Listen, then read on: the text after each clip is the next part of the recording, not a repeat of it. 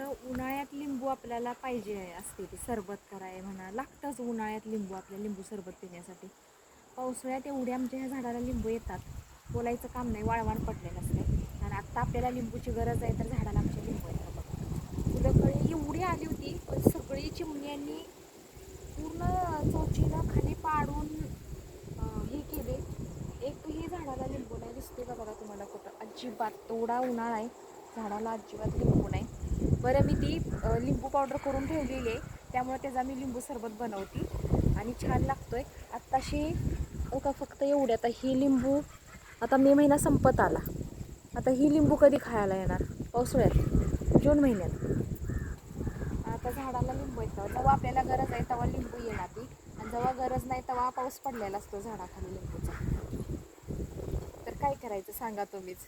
म्हणजे ह्याच्यावर की काय केल्यानं आता आपल्याला उन्हाळ्याची लिंबूंची गरज असते, लिंबू लागतात उन्हाळ्यात आपल्याला, मग त्यावेळेला लिंबू आले पाहिजेत. ह्याच्यासाठी जर तुम्हाला खरंच काही माहिती असेल तर मला कमेंट करून नक्की सांगा.